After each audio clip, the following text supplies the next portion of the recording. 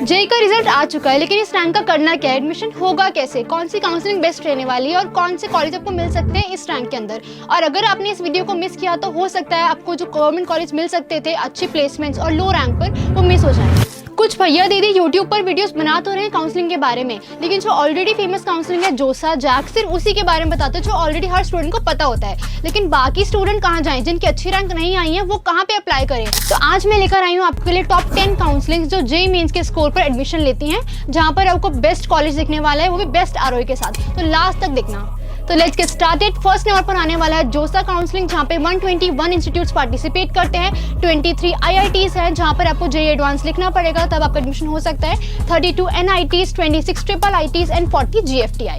और अगर top college की बात करें एनआईटी के अंदर तो एनआईटी त्रिची आता है, एनआईटी सूरत। एलिजिबिलिटी की बात करें तो आईआईटी के लिए आपको जेईई एडवांस क्वालिफाई करना पड़ेगा and NIT, triple IT and GFTI के लिए आपका जेईई मेंस का जो स्कोर है वही वैलिड होगा। अगर हम बात करें काउंसलिंग राउंड्स की तो टोटल 6 राउंड्स आपके रहने वाले हैं। प्रोसेस की बात करें तो आपको पहले रजिस्ट्रेशन करना पड़ेगा, फिर चॉइस फिलिंग होगी और उसके बाद सीट अलॉटमेंट होगी और रिपोर्टिंग होगी। अगर आपको परफेक्ट चॉइस फिलिंग चाहिए जो आपकी रैंक पे बेस्ट कॉलेज आपको मिल पाए तो उसके लिए आईआईटी एनआईटी के मेंटर्स हैं जो आपको हेल्प करेंगे थ्रू आउट द काउंसलिंग। तो आप इस बैच को ज्वाइन कर सकते हो, मैंने डिस्क्रिप्शन में लिंक दे दिया है और वीडियो के अंदर भी क्यूआर स्कैन लगा दिया है। अब बढ़ते हैं सेकंड काउंसलिंग की तरफ जो रहती है सीसैप, जहाँ पे हमारी वेकेंट सीट्स बच जाती हैं जोसा काउंसलिंग के अंदर। वो वाले इंस्टीट्यूट हमें पार्टिसिपेट करते हैं जैसे NIT, triple IT and GFTI and यहाँ पर 2 स्पेशल राउंड्स देखने को मिल जाते हैं। तो प्रोसीजर हमारा सेम रहेगा एज जोसा काउंसलिंग। थर्ड आता है जैक दिल्ली काउंसलिंग, जहाँ पर दिल्ली के इंस्टीट्यूट से हम पार्टिसिपेट कर रहे होते हैं, डीटीयू, एनएसयूडी, ट्रिपल आईटी दिल्ली, आईजीडब्ल्यू और डीएसईयू।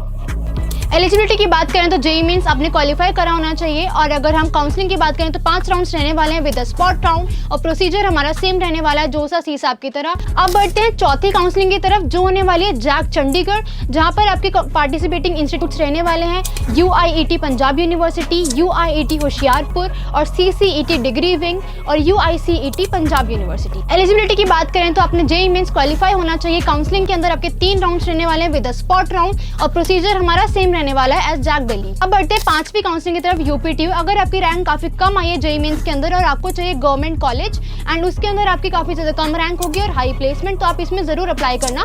के अंदर 8 से ज्यादा कॉलेजेस हैं जो एफिलिएटेड हैं आईआईटी यूनिवर्सिटी के साथ, जैसे कि IIT Lucknow, KNIT Sultanpur, BIET Jhansi, triple MUT Gorakhpur. Eligibility के लिए जेईई मेंस आपको क्वालिफाई होना चाहिए और काउंसलिंग के अंदर आपके 5 राउंड्स रहने वाले हैं और अगर कोई वैकेंट सीट बढ़ जाती है तो स्पॉट राउंड भी हो जाता है।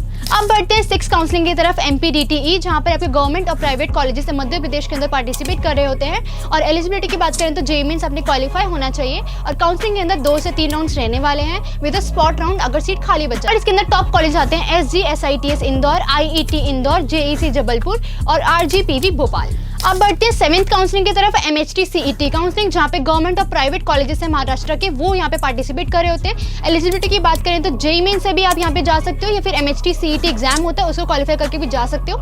अगर काउंसलिंग की बात करें तो यहाँ पर रहते हैं आपके 3 rounds with some spot rounds अगर सीट खाली बच जाती है तो।